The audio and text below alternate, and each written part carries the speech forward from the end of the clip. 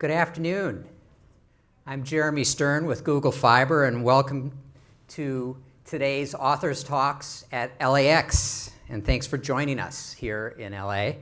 I also want to welcome our Googlers who are joining us via GVC from all over the country.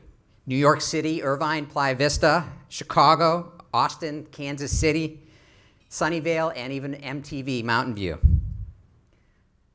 I'm super excited to introduce our author talk today for a number of reasons. First, Susan Packard is an extraordinary leader and media innovator. As co-founder of HGTV and as COO of Scripps Networks International, she built HGTV into one of the most widely distributed cable networks in the country, 100 million households plus, and turned it into a multi-billion-dollar business. So as author of New Rules of the Game, she has a lot to share with us today about competing and leading successfully in today's workplace. It's also a pleasure, a deep pleasure for me to introduce Susan as a dear friend of mine. I've known her for decades, since my earliest days in the industry. And I knew back then she was special.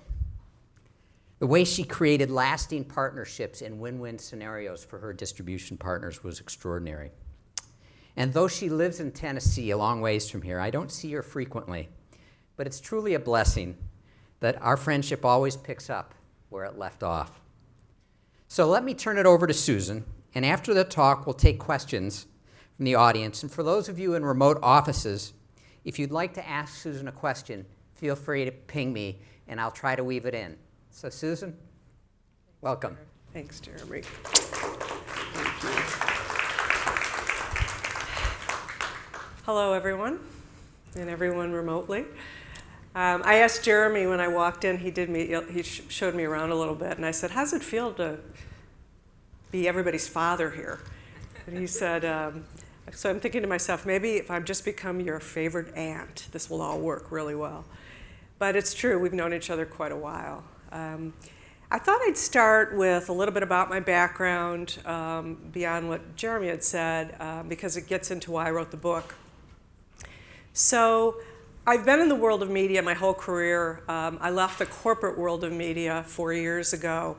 I'm a builder, an entrepreneur by nature, which I know you can all relate to, and had been on the ground floor of some formidable brands, HBO, CNBC, MSNBC, and then all the Scripps brands that I helped to co-found.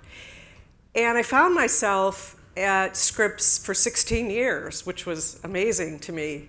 It went by quickly, and I felt the need to just start something new. So I left 4 years ago.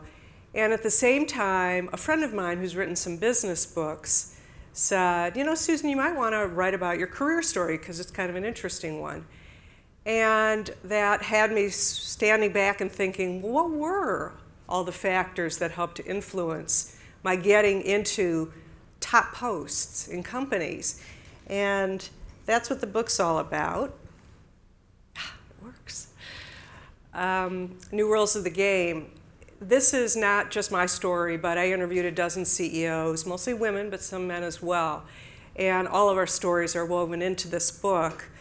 And it works under this sort of uber idea that I call gamesmanship, which is a way of expressing your competitive spirit in a healthy way. And I'll get into that when we get into the chapters. So I was a kid raised in the Midwest, and I was born with this enormous competitive drive. But God's sorry joke on me, I did not have one athletic bone in my body. So what to do? So what I ended up doing is channeling all of this competitive drive into games. Every kind of game I'm at, board games, card games, video games, jumping rope games, although that did test my dexterity a little bit. But all of these games, and I realized that there's a lot that we can learn from playing games. But something happened to me in middle school and into high school that happens to a lot of little girls. We start getting socialized to tamp down our competitive spirit. And then in addition to that, many of us didn't grow up playing team sports with at least the intensity or frequency of little boys. And I'm going to put the big disclaimer on right now. I've spoken to a lot of mixed audiences, and I realize that I am generalizing here. Lots of little boys didn't grow up playing sports, and lots of girls, made Olympic teams. But overall, when you take a snapshot of the marketplace today, this is what it is.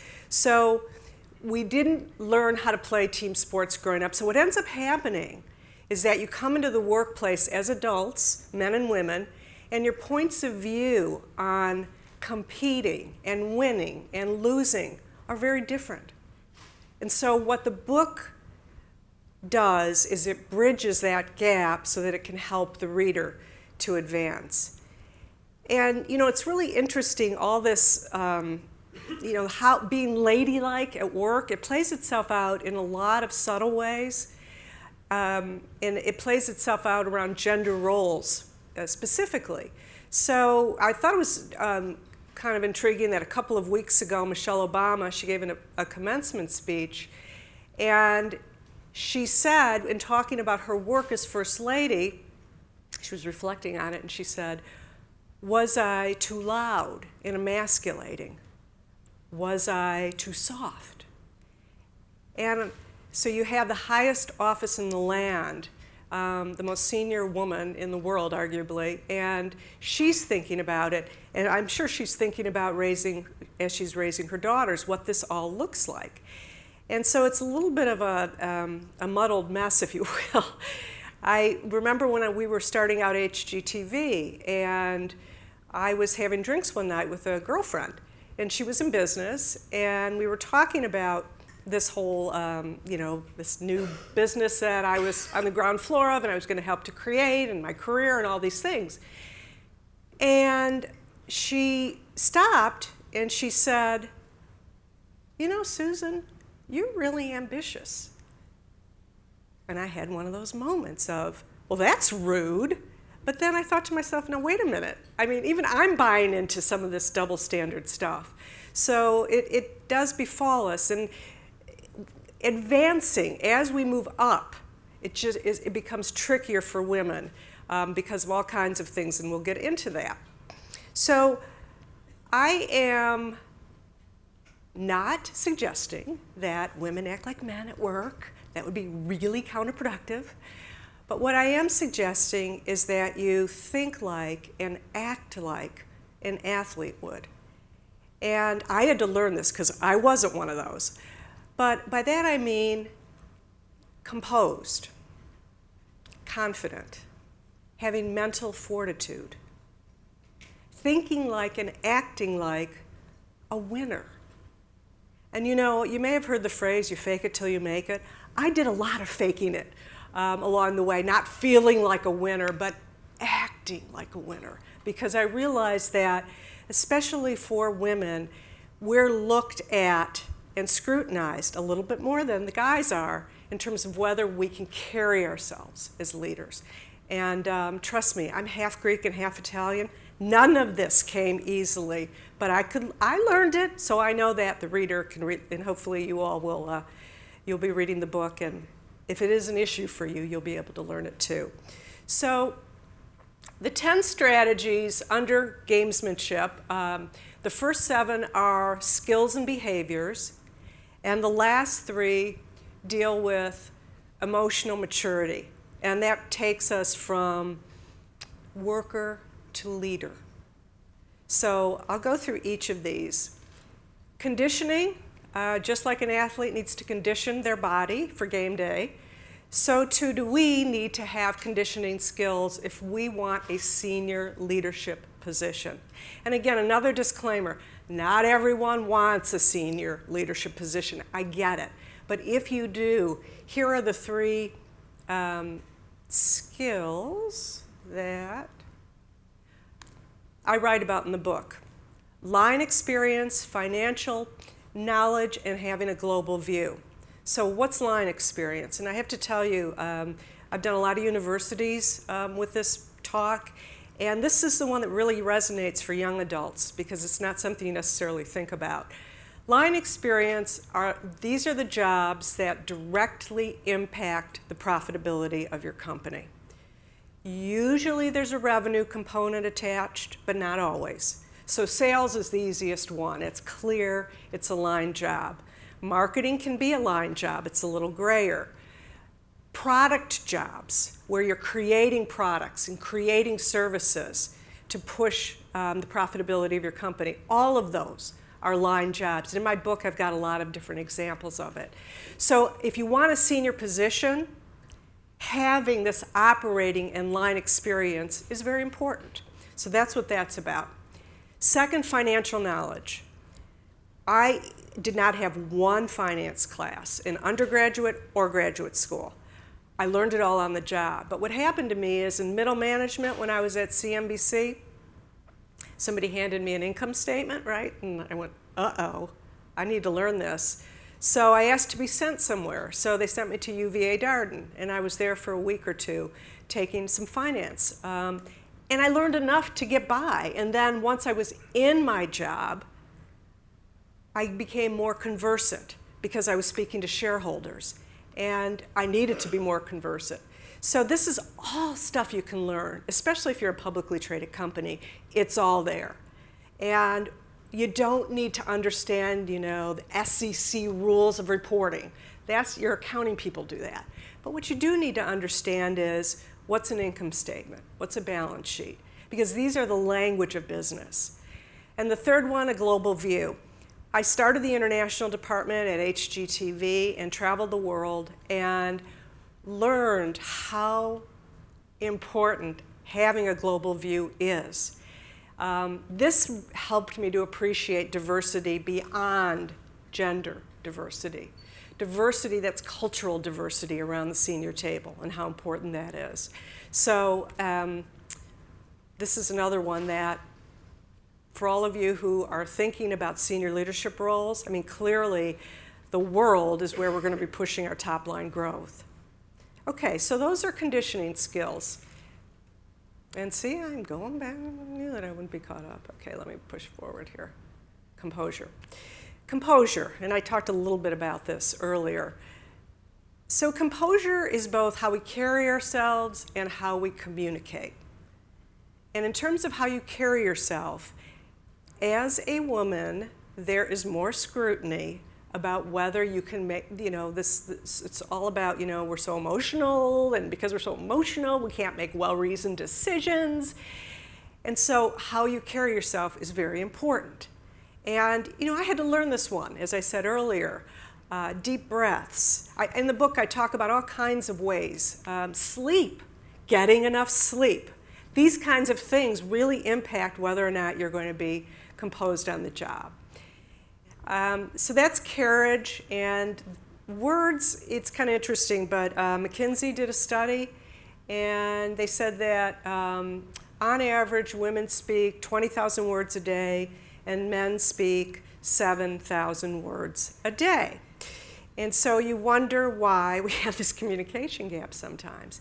And what it is, brevity, clarity, these kinds of things I learned. The easiest thing for me was to just talk, but I was always with men. My whole career, I was side by side with men, not women. And so I could tell when I lost them. It didn't take much for me to get the guys to tune me out.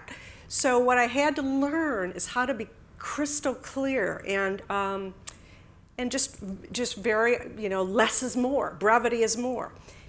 And I want to read, one of the women I interviewed, Pat Mitchell, she was CEO of PBS and a number of other media companies, and she worked for Ted Turner.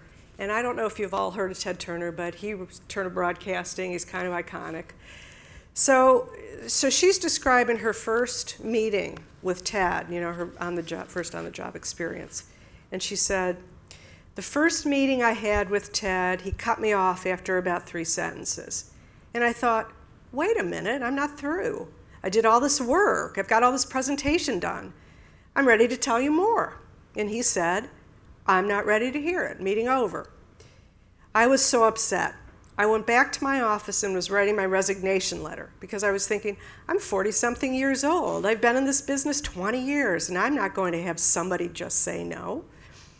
Then he called me on the phone, and he said, I know you're upset. Why are you upset? And she said, because nobody since my father told me no when they didn't have to explain why. And he said, well, that's just the way I operate. I'm going to be very decisive, and you'll get a yes or no. It's just the way I operate. And she finishes the story by saying, the training I got from him was invaluable. I learned how to present my case very quickly and very succinctly. And you know, speed's our enemy, and so that's another reason why our ability to be very clear and brief is important. So that's what composure is all about. Okay.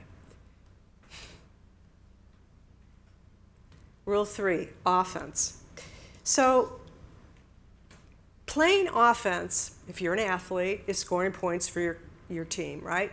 So playing offense for a company is scoring points for your company, making money for your company through deals, new partnerships, new products and services. All of these are playing offense. So playing offense is showing your company the money you can make for them, which always reminds me of a clip from an old movie. Have any of you seen Jerry Maguire? Okay, so I'm going to set this up for you in case you don't remember. Jerry Maguire's lost all, he's a sports agent, he's lost all of his clients except one, Cuba Gooding Jr. And Cuba Gooding Jr. knows he's got Jerry by the short hairs. Showing your company the money, and that's what playing offense is all about. However, see, one of the funny things that can happen with women is we have to ask if we want to be successful. We have to ask for resources, for people, for technology, all of these things to do the best jobs we can do for our companies. But how we ask. See, there's lots of B words that can be assigned us, of which bossy is the nicest one. So how we ask makes a difference. And in the book, I talk about something called artful assertiveness. So that's a way of asking that doesn't break somebody's back. And this is how I learned about this, okay? So it was sort of fed back to me. A woman named Robin and I let me set this up. So I had to assign offices and cubes for everyone at HGTV, which is a miserable thing to have to do. It is no winning in that kind of a thing. But anyway, I did that. So Robin knocks on my door and she says, Susan, I want to talk to you about why I got a cube rather than an office. And okay, go for it. And she proceeds to tell me how her job, so she said, my job, one of the things that I do is train. And training is going to be noisy. Another thing that, because I'm in a cube, another thing that I'm responsible for is partnerships, which are confidential conversations. I'll have to find some private. So she had 4 or 5 reasons, all of which were for the good of the company. There wasn't one moment where I heard whining. You know, Johnny got an office, why didn't I? None of that. Nothing was personal. And so what I learned from that experience is what I call artful assertiveness. So you have to ask, but always frame it like it's good for the company. And you can do that, because if you're not asking something that's not good for the company, then you're probably going to get a no anyway. And that's just a really much easier way for you to play offense. Okay. So brinksmanship strategies. This is the game of negotiations. And I've always been chief negotiator at every company I've ever worked with. And it was so kind of Jeremy to say that I was always into win-wins. Well, so here's the difference. I negotiated with men my whole career, and my experience with men was they're into win, lose, no hard feelings. Women are into win-win, but there usually is a lose, and when there is a lose, there can be hard feelings. So how do you bridge that? And I want to show you a piece of film from a movie of a couple of years ago called Arbitrage with Richard Gere. I don't know if any of you saw that movie, but he's trying to sell his company to this gentleman, and he's not moving fast enough. So he's called this breakfast meeting to see if he can get some resolution. It may be a little extreme, that piece of tape, but I mean, I know if I was sitting in that restaurant and watching those two, I would think that they despised one another. And at the end of that, they both shake hands and say, they made a good deal. So that is one thing I learned, is that in negotiations, there's a lot of what I call theater. And it's too bad, but it is what it is. And once you realize that, then it becomes much easier for you to do deals. Now, I talk about 4 key moves in negotiating: the walkaway, the bluff, sizing up the room, and the tell, and they're all from playing cards. I mean, playing poker, I learned all of my negotiating strategies from playing cards and poker, but the walkaway is the only one I'm going to talk about today. The walkaway is folding your hand if you have a bad hand. We have to be able to walk away in a negotiation. Otherwise, it's not a negotiation. We're negotiating against ourselves. So always ask yourself, if you are in a position where you're being empowered to negotiate for your company, what's the floor? If you know what the floor is, it's really easy to walk away. And this is what I would always do, is I would go to my management and I'd say, okay, what's the floor? What's the range? And then once I knew that, I walked away plenty of times from deals, and somebody would call me back and we would re-engage. But you have to be willing to do it. And I'm going to read one other excerpt from the book. A woman named Ronnie Hagan I interviewed. She was CEO of Polymer, which is it's an industrials company, multi-billion-dollar company. And she told me this story about walking away. I was recruited to a position, and the company made me an offer that I thought was below what I was worth.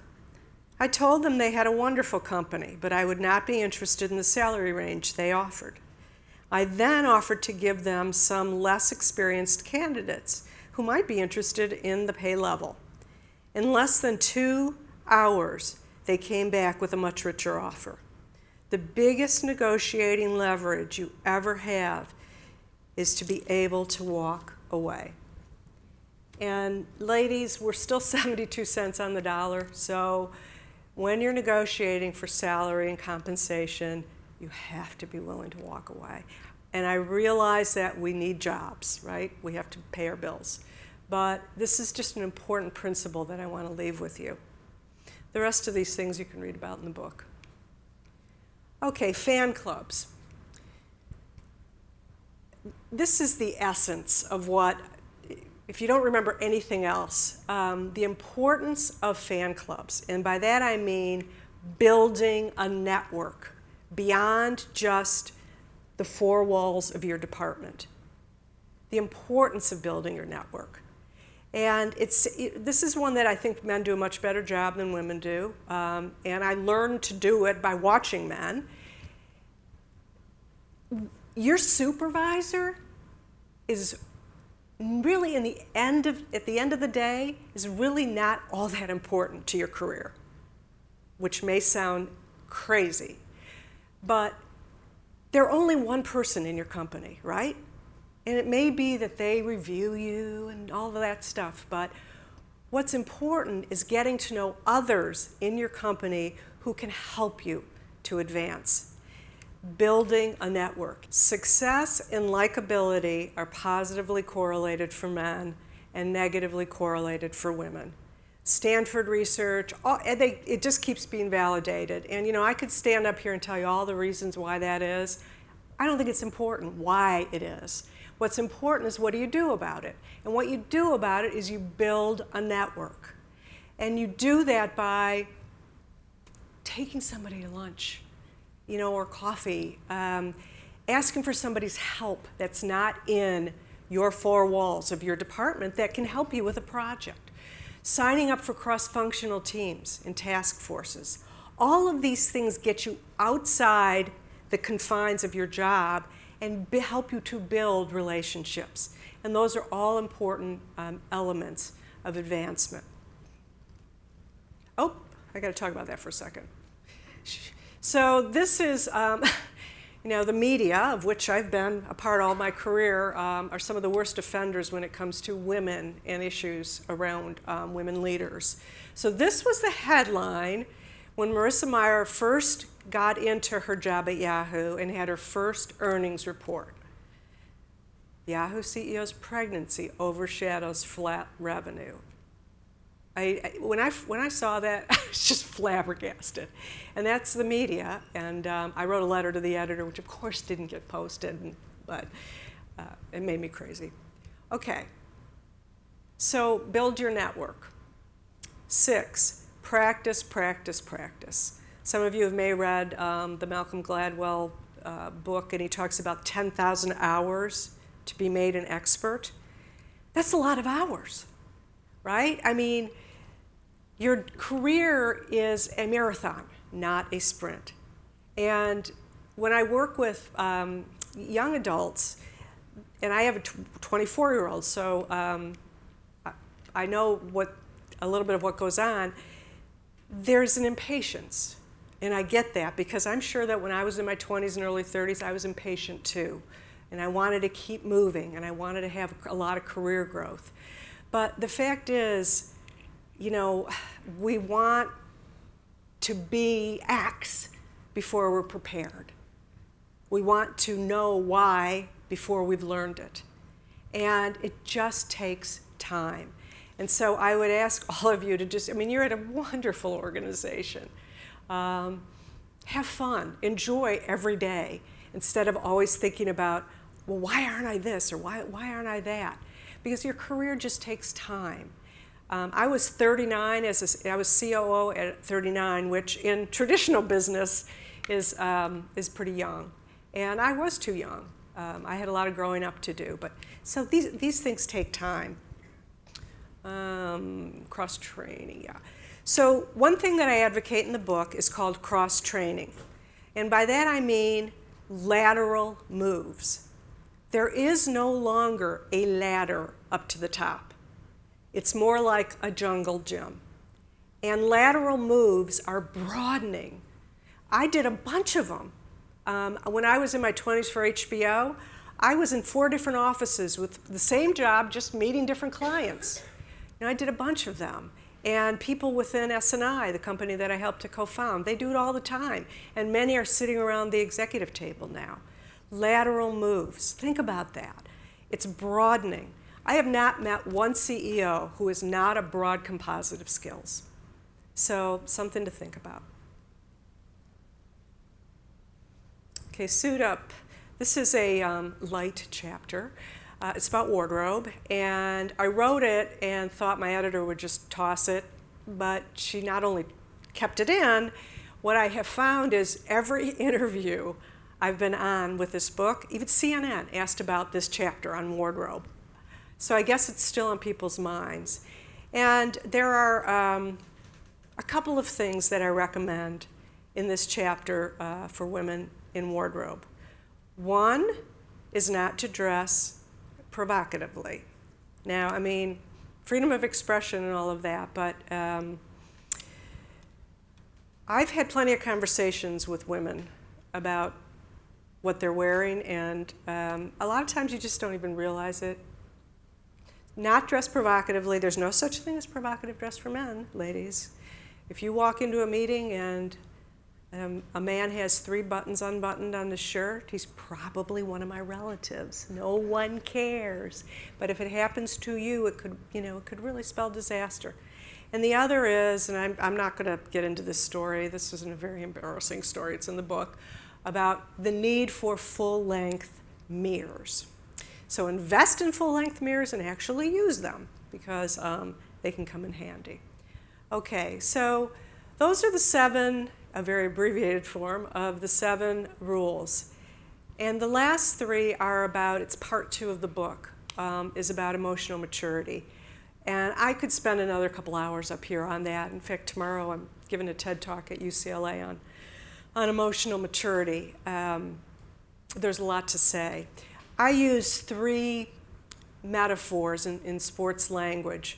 One about good sportsmanship, and I tell stories about people, including me, who lost jobs to others, and by handling the whole thing well, it ended up being wonderful for our respective careers. So good sportsmanship, grit, which is essentially resilience, being able to push through fears and tough life situations to get to the other side and look at what the learning could be. The worst thing is when you're in the middle and you're paralyzed by it. So pushing to the other side. And then team play, which I talk about things like the importance of girlfriends, which I forgot as I was making my career rise. And the other things I talk about in team play is the importance of culture. And Google has a very pronounced culture. And you're either going to love it working here or not. It was the same with places I worked. There was one place I worked, I talk about in the book, that the culture was terrible and I had to leave. But here's the great news, and I'm going to tell it by way of this photo. So we're the founding team of Home and Garden Television and Scripps Networks Interactive. We called a meeting before we were even on the air. And it's probably the most important meeting we've ever had. This picture, by the way, was taken last August. We were celebrating 20 years of being on the air. And we wanted to define the work community. We wanted to figure out how we were going to engage with each other successfully.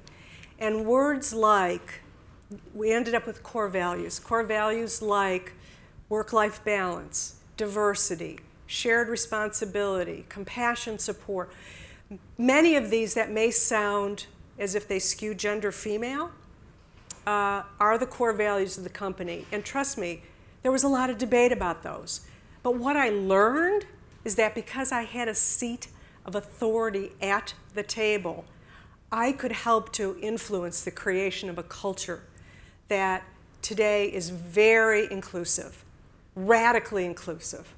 In fact, I have a quote from Richard Rahl, whose book, Rising Upward. In it he says, "Those who are not true leaders will just affirm people at their own immature level. And of course, immature people will love them and elect them for being equally immature. If you have grown in maturity, you are able to be patient, radically inclusive, and understanding."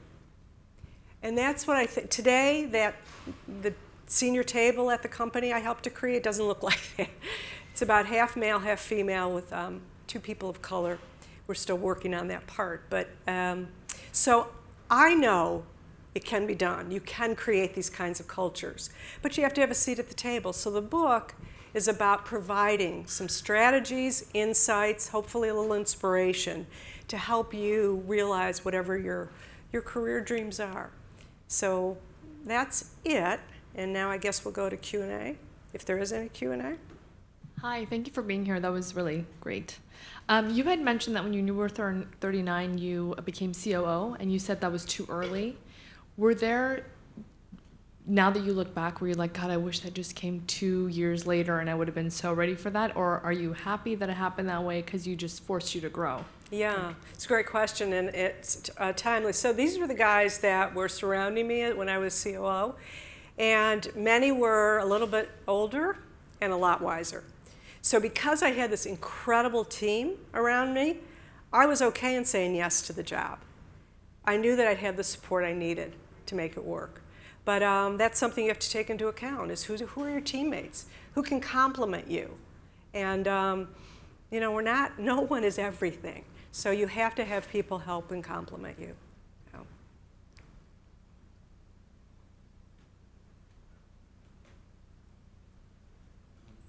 Maybe a follow-up to that same question. Sorry, how do you know that you don't know?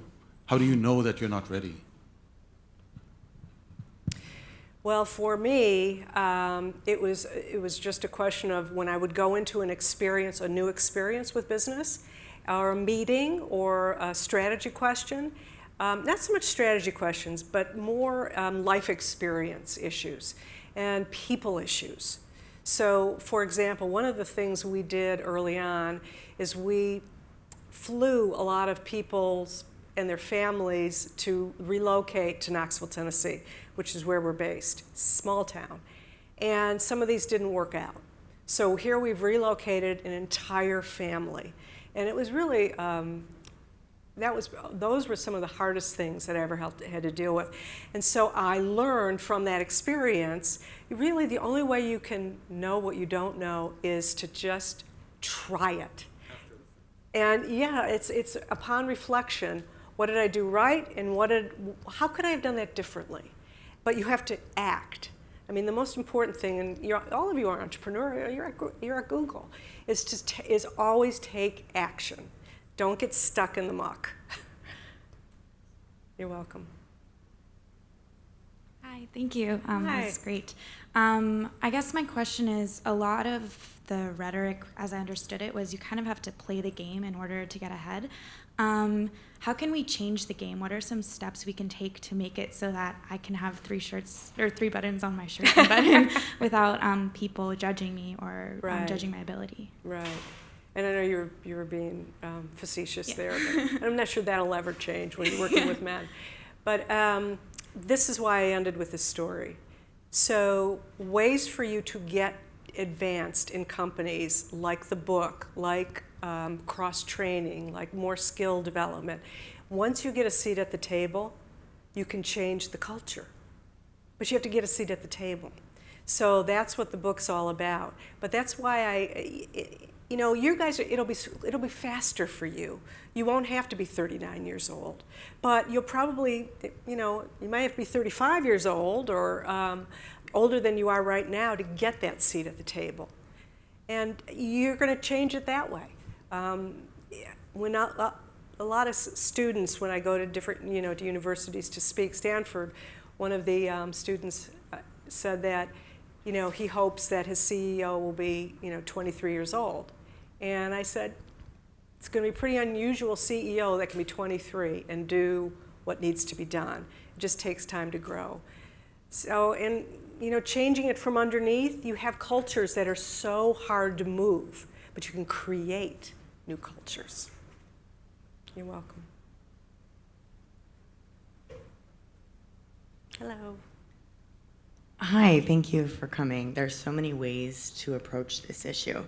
And I like yours because it's digestible and something we can do ourselves. And I was an athlete, so I love this. But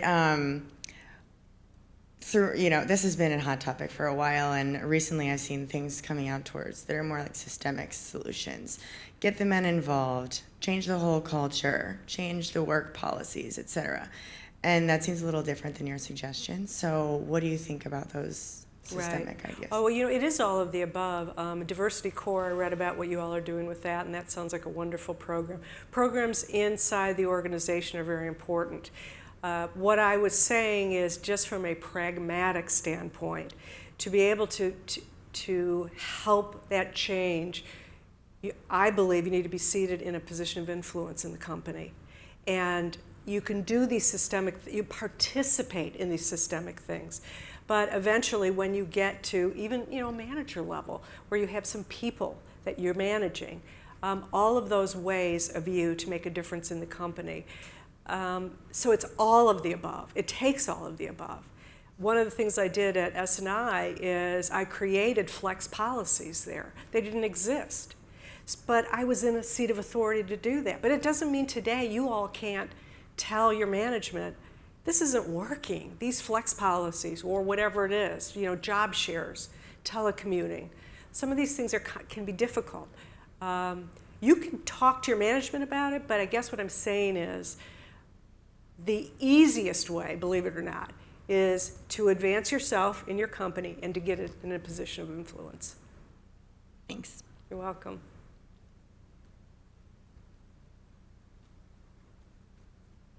Thank you for coming. Everything you were saying rings very true. I mean, I've heard women say time and time again, well, we can't win. I'm just here to have fun. I'm not here to win. Well, of course you're here to win. Why are you playing in the first place? Is sort of my response back. But you lay things out very simply with the 10 steps. And I was wondering how you contrast that to something like Sheryl Sandberg's Lean In, and the difference you see there in what your philosophy is versus what she had put forth. Right. I thought her book was great, and her book did a lot of focusing on our self-defeating behaviors and how we can overcome them. And what I was trying to do with this book is to provide an offensive strategy, if you will, instead of focusing so much on, you know, how we're defeating ourselves, is to say, here are all the things we can do to get into positions of advancement in companies. And it's, you know, it's my take. I mean, there are, you know, other books with other takes on it. But this was my experience and validated by the CEO interviews I did. So I guess it's the difference between a focus on self-defeating. That's not all she does, but she does spend, and we should, I mean, that's important, but also an offensive strategy. Thank you very much. You're welcome. Yes, Jeremy. So you've been on this whirlwind book tour now since February? Mm-hmm. Been to all over the country, to some amazing places.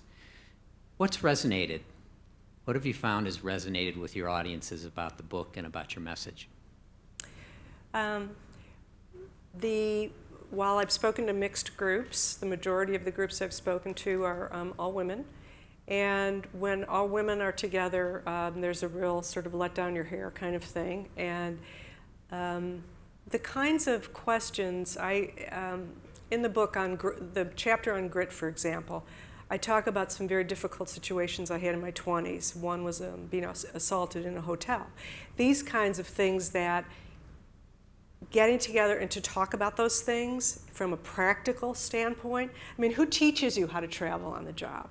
Nobody taught me, you know, and so I was really naive. And when we talk about those, when I've talked about those things on the road, and we've had open forums to talk about them, it's been remarkable how quickly women have responded with their own thoughts about how they need to be, you know, have safe kinds of systems in place for when they travel, and hadn't thought about it before. Line experience, I mentioned early, not something that anyone young in their career had really thought about. So I think the things that have resonated for me the most is to be able to provide a little bit of new insight to the audiences. And, you know, I've been really pleased with what I've heard back, so